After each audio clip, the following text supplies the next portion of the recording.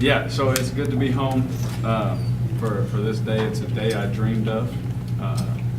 Obviously, since I was a little kid out there watching this guy, before we had turf, a lot of these recruits didn't even know that there was grass out there before, but I actually practiced on it, so I know that it's spray painted grass with a big crown on it. Yeah. Couldn't even see the guys on the other sideline. But besides the point, this is a special day for not only me, but for our family.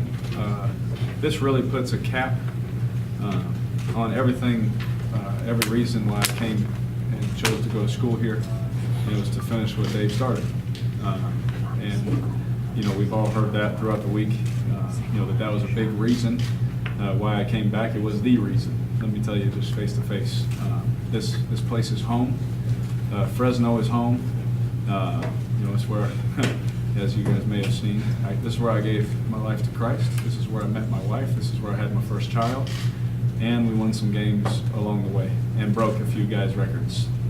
But you know, it was all a part of one plan, and that was to finish what Dave started here, because we can all agree that that was the most special time Fresno State football has ever seen, those that were around it. And so I wanted to just be a small part of that and come here and, you know, beat Boise and win some championships. And we were able to do that. Thank the Lord. It took me 5 years to do it, but we did it. And hopefully that'll continue on. But this is a special night for my family and I. I saw, you know, Robert, I saw the article, you know, of, you know, all those guys saying such nice things. And, you know, that was, that was an emotional morning for me. I'll just say that. You know, to hear those stories that I didn't even hear before, you know, that those guys have been holding in for 5 years, you know, that was pretty neat. So this whole weekend has been really cool, and I'm glad that we're gonna, you know, do this, and it's gonna be fun. Then I'll be off to Tennessee, but you know, it's a good detour along the way. All right, I think that I'm kind of speaking for our family and the friends and everybody that got to experience not only my career here, but then Derek's. I mean, a lot of them that are going to be here tonight. It's cool to be able to talk to people, you know, coming in here and around the building that you've seen way back when I was playing here, and now they're a part of the program again. And Derek kind of touched on it when he spoke to the team, but then that just means that you guys have something special here. And I've been all over the United States, and so has Derek. And we've seen a lot of football programs, we've seen a lot of football teams, we've seen a lot of communities. And when we say this and we say things like Fresno is a special place, we really truly mean it. I lived in the Central Valley, grew up here, fortunate enough to play football here.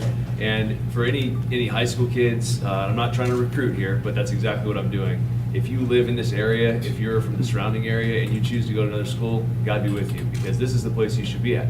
And they're turning something around here. They're making something special that once had a dream of Pat Hill sitting on my couch and him saying, man, this could be a special place. It's becoming that. You know, we're walking around looking at some of the renderings of what they want to do with the stadium, and you know, they got to win. You know, and I think Jeff understands that. But this is an exciting time. It's an exciting time for our family to be able to share this moment with Derek. I remember when we would just, you know, we'd go down to the stadium and throw the ball around when I was in college or even before, and he would be, oh, my name's going to be right up there with you, and I'd, okay, sure, man, that's great.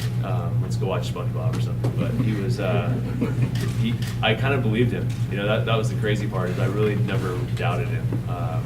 So to be here with him at this time is super special for our family, and it's going to be a fun night. It's a lot of exciting stuff happening. So Please raise your hand. We'll get the wireless mic to you. Okay, that was quick. Oh. Questions? None?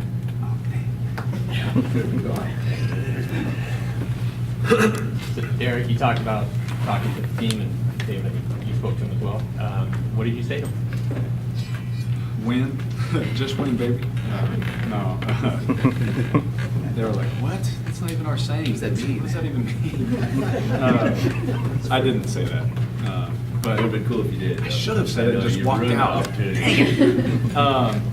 Yeah, a whole bunch of young kids like, who's this guy? Sorry. This guy. Thanks for coming back here. Anyways, it would have been just another old guy coming through here talking about nonsense. Exactly. I basically just, I told them that you're here for one reason, Don't forget the reason the coaches brought you here. It's not to, play on Saturday nights, come close, and then go to the frat. Just squeaking by is not good enough. I let them in on little secrets, that I had of my training and things that I did. And I told the team, I said, at some point tonight they're going to say Derek Carr number 4 and all that, and everyone's going to go nuts. Everyone's going to cheer in that stadium. And it's because of what they saw on the football field. It's because of the touchdowns and the wins.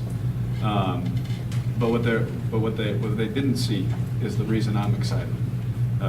What they didn't see me do, the things that I did when no one was looking, having the integrity to be who I say I am, having the integrity in life to be who I say I am, go in that weight room and do more than my coach asked me to do. On my off day, texting Coach Bose and saying, hey, I need to get an extra squat session in before this week starts. And him meeting me here after church so I could get an extra lift in. I said, those are the reasons I'm excited for tonight, because God gave me a talent and an ability to throw a football, and I would be doing him a disservice if I didn't give it everything that I had. And so that's what I told him. As I said, don't forget why you're here, and just make sure that if you do things the right way, this place can turn really quick. We can go from being okay and average to being the special place that we have tried to make it. Question back here? Derek, Alan Wiseman, producer, 60 Minutes. We all know that what an athlete is paid is whatever the market will bear. If a club in any sport decides to pay you X, that's what they pay you, okay? Having said that, in your private moments, do you ever feel somewhat reticent or embarrassed by the fact that you and now Matthew Stafford are making more money than a guy in New England who's won 5 Super Bowls? No. Yeah, I mean, like you said, like the market, right? That just, it is what it is. There's a lot of guys in our locker room, we say it all the time, a handful of guys on our team I know. If they didn't pay like this, we'd still be playing football. We love the game.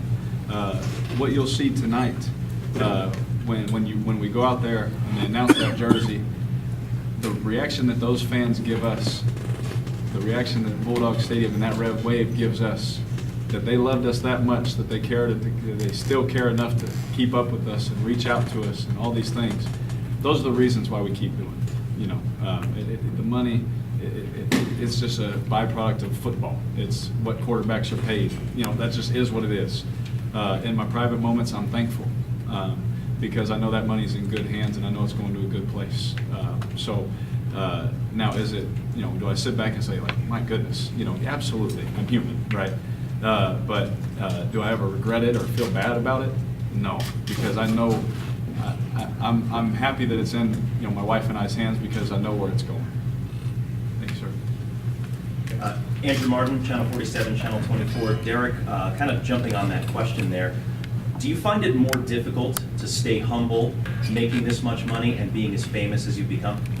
It would be if I didn't have a foundation of who I am. And that's something the man sitting next to me and our other brother Darren would never let me get a big head, so I didn't have a chance to be arrogant. That's their job. They're still bigger than me, and they'll let me know, even though I probably beat them up. But no, it's not hard because I have a foundation of who I am, and that is something I learned here. I think the reason I didn't start my first 2 years is because I wasn't ready to handle it, to be honest. And it was a blessing. I look at it as the biggest blessing of my life that I didn't play those first 2 years. And that I was actually here for 5. Because I grew up, I learned who I was in Christ, I learned who I was, and I had a foundation of who Derek Carr was. Although when you say that name to other people, they see something different. They see a jersey and a helmet.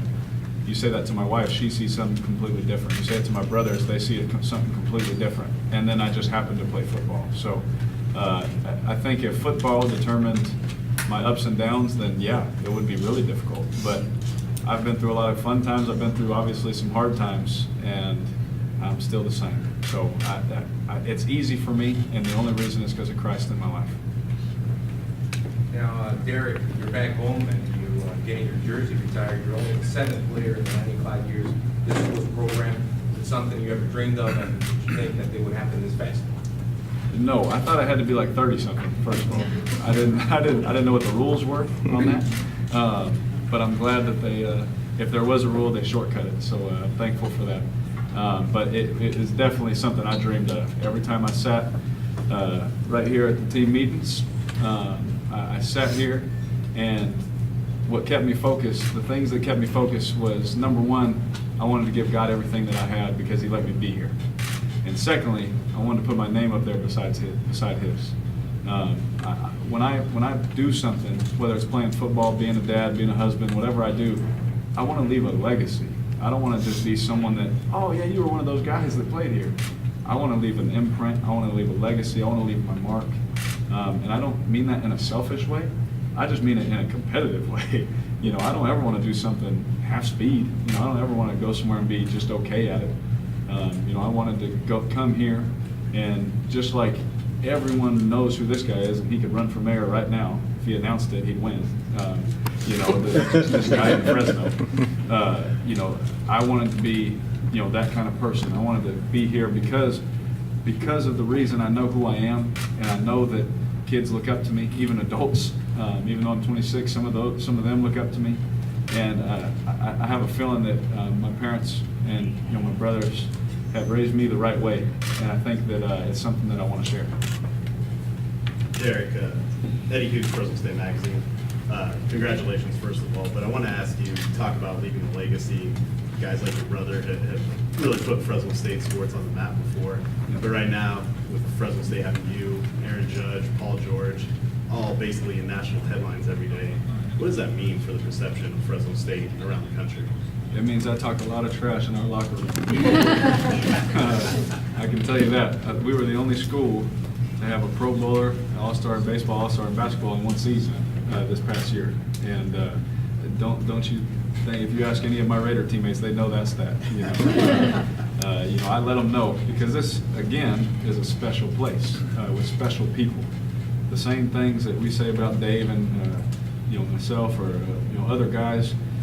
Paul George and Aaron Judge are good people. We're not just, you know, all right at what we do. These are good people, and they come from a great place. And I think that that's what makes it better. Is you know, the kind of people that we are. We all keep in contact. You know, you know, Paul is texting me and FaceTiming me after I get hurt, and I guess I was a little out of it after I broke my leg. So I was like, well, it wasn't as bad as yours. And I was like, oh, I should have said that. You know, I was like, oh man. But we have fun. You know, he just sits there and laughs at me like, really? You know. But I say all that to say it's a family. You know, it's not just sports. We don't just come here and go through the motions. This is a place that we all wanted to leave an imprint. We all want to be a part of it. You know, all the past guys that have played here all want to be a part of it. You know, we all want to come back and be a part of the program. We all want to be a part of the other sports. I want to come sit courtside at a basketball game. You know, I want to support everything that everybody's doing because I know it was nice when people did that for us. Next one, back here. All right, Derek, Julie Lopez with KC24 and CBS 47. I know you haven't experienced it yet, but what do you think the emotions are going to be like when you go to the 50-yard line and everybody's cheering for you, everybody's there for you, and you get that jersey retired? You know, it's going to be really cool because it's another thing that I told the team was this, as I said, when my name goes up there, so do hundreds of others of my teammates. And they can all have a sense of pride about themselves, I guess, a good feeling of that, yeah, we did it together, because as David knows, as I know, playing quarterback is not an individual thing, even though we make it out to be. And all those things, because we're the ones that do the press conference, we're the ones that have to do all those things. Neither of us would have our name up there if it wasn't for guys like Rodney Wright, Bernard Berrien, Devontae Adams, Isaiah Burse, Josh Harper, Devin Wiley, you know, Paris Gaines. I love how you can roll my teammates in right with yours. They're not there. But It's not even miss a beat. not a beat. I love this place, man. It's my favorite college. But it's the same thing. It's so cool for me. That's the emotional part. Is I know all the work we put in together, all the guys that pushed me and helped me, all the crazy catches. those three-headed monsters made for me, I wouldn't be here without them. So they know, I talked to them all today. They know that their name's going up right up there with me. And I think that's the emotional part, is because I spent 5 long years here. I thought it was going to be 3 and done, but it didn't work out that way. I spent 5 long years here, got my degree, which is another amazing accomplishment for me. I don't know how that happened, but thankful. I'm just kidding. Thankful for that. But there's just so many memories I have of the time that it took. Now to see it come to pass, like I said, it's like putting a cap on finishing what this guy started. For me. Now, we got other kids here and other young men here that need to leave their own legacy and do things like that. And hopefully one of those guys that was listening gets their name up there someday. Hey Derek, BJ with Fresno B. Can you talk about what that 2013 run was like when you guys, almost busted the BCS yourself? That was my senior year, right? Yeah. My 3rd time. A lot of years, a lot of hits. Not as many as you, though. No, not nearly. It was a confident group when I think back on it. And David was around that team a lot. He was around Devontae and Burse and Harp and Sale and all of us. And there was no lack of confidence. Every time, especially at home, when we took that field, there was no chance we were losing. Especially in front of our family, our friends, our teachers, our professors, their families, high school buddies, because obviously we all grew up around this area, so they'd all be at the games. There was a 0% chance we were losing at home. It was like, who do we have this week? We got Boise at home. Oh, sick, man, that's a win, man, we're going to beat them. That's easy, Obviously, it wasn't Not that easy. too easy, but thank goodness Johnny Norton knocked that ball down. But it's just you remember. I just remember a confident group that believed in one another. You ask anybody on that team, we loved each other. We really did, and we all talk still to this day.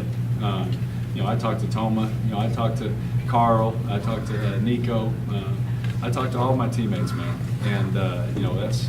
Like I said, this is a special place it goes beyond football, but I just remember that group, we were so tight, we loved each other, very, very confident we would have beat this team. Could have been. And did you guys ever establish which one of you was the better college quarterback? David. What David did for this program, which he won't say it, put this place on the map. The teams that they beat that year and the way they beat them, is hands down David Carr is the #1 player to ever play at this school. And I'll take 1 beat. It's debatable. I'm just kidding. It's debatable. He has the microphone right now, but That's why I won't give it to him. I'm just that's kidding. exactly right. There's a lot of great players, but Dave's the best ever player. Andrew Martin again, CBS 47, KC24. This is actually a question for David, so he gets his rebuttal right now. David, you gave a recent interview where you said you want his font to be a little bit smaller. Just a little bit. Derek said that this was his dream when he became Fresno State's quarterback. Was it also your dream to see his name next to yours? The whole Fresno State thing is kind of funny because I kind of had mixed thoughts about him coming here, just because of kind of all the stuff that he talked about. Well, what we were able to accomplish my last year here was, it's not one person, and it wasn't just Pat or me. There was all the players that he mentioned and 50 other ones that kind of came together and had a special season, and the community rallied around him. So for me to think that could be duplicated, I'm always looking out for my little brother in the way that, why would I want him to go try and live up to those expectations? That's going to be pretty difficult. And I remember when he came to me, and I never pushed Fresno State, I never said anything to him during the whole recruiting process. And he finally called me and he was like, I'm thinking about Fresno, what do you think? And of course, I'm inside like, absolutely, that'd be fun. But then at the same time, I'm like, the same thoughts, I don't know if I wanted to do that. And he's like, I want to go finish what you started. And I was like, okay, that's the right mindset. And I never thought about it that way. And we didn't finish what we wanted to accomplish. I talked to Andre Johnson about this when I was teammates with him, and he was like, in Miami, he's like, we thought we were going to play you in the national championship, and I'm like, that would have been amazing, but we messed that up. So, so that's kind of like what Derek was thinking. His mindset was, well, we didn't get there, and he was part of that team. I don't care whatever he says. He's naming Rodney and Charles Smith and all these guys. He was as much part of that team as anybody. The guy would sit in here and do press conferences better than I would after games. I would come in, and he's there with the chair flipped around, and he's answering questions about the coverages that I was seeing. I'm like, what are you doing here? and he was already in that mode. So, yeah. So when he had that mindset, I knew that he would be okay. And so coming here was pretty special. And then what he was able to accomplish was even more special. This question is also for David, Tommy Tran, ABC 30. You're sitting over there with Derek now on that side, but now you've kind of, on many days, jumped on our side of the media. Yeah, And I'm so, media now. as Sometimes he an won't talk to analyst- me. I don't blame him. As an analyst, though, when you get asked about Derek and telling his story, whether it's talk radio or beat writers or anybody that wants to pick your brain, how does it feel when you're explaining what you know about your brother and beyond the X's? Well, it's hard because I don't want to sound biased, but I would be a Derek Carr fan even if he wasn't my brother. Honestly, it would be probably the only jersey that I had, and I tell my wife all the time that I would never wear another man's jersey ever. This is probably the only one that I would wear, and watch this guy play, and not just because what he does on the football field, because he does things on the football field that I'm envious of. Maybe because I kind of helped him do some of that stuff. That might be why I like it, but I think the biggest thing is how he carries himself off the field and how I see him with his teammates in the locker room and how he is with his boys and how he is with people in our family that he doesn't really need to spend time with, but cousins and just random people that come up, and it's fantastic with those people. So that's why I'm a fan. That's why I'm a big supporter of what he's all about. But yeah, for me, I mean, just get a chance to watch him live his dream, but then do it the correct way. That's pretty special. That's pretty much means everything to me. Hi, Jenny Toasty with Fresno State. And you talked about you're proud to be a Bulldog because of athletics and what's special happening here. Can you talk about why you're proud to be a Bulldog because of the school, and also with homecoming coming up, why it's important to stay connected to Fresno State and back home? Yeah, so actually, Ryan Soares was one of my professors, and he actually just became just a friend, Like I said, this place is, it's just different, and you don't really know it until you come here. I know a lot of people come from LA, especially on the football team, they're like, Fresno, it's just hot there. Or they come from the Bay and it's extra hot here. And, when they leave, they see what kind of place it is. They see the community. They see how the professors treat you, and I could go on and on about each individual, but I'll just say this as a whole. It never felt like I was away from home, whether I was on campus, whether I was, in the weight room, whether I was going to another sporting event to support, the other student athletes. It really didn't matter. It just always felt right. And that's the best way I could describe it, is especially now, once you get out of it, you see how special it is. Once you're out of it, you're like, man, we were all so close, and we still are. And I don't think, and I tell some of my buddies, they're like, you and Paul George, talk, you guys, yeah, we were like neighbors, bro. It's not weird, but he plays basketball. Yeah, man. It's weird to them. And so that's why I know this is even more of a special place, is because other people don't really have it.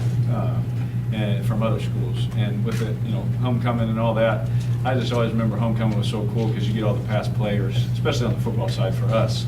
You get all the past players, all the old ones, they come back and you get to, because you remember just seeing highlights of them, because at some time or another, these kids have seen highlights of me, highlights of him, Sweeney, Tedford probably put his own highlights up.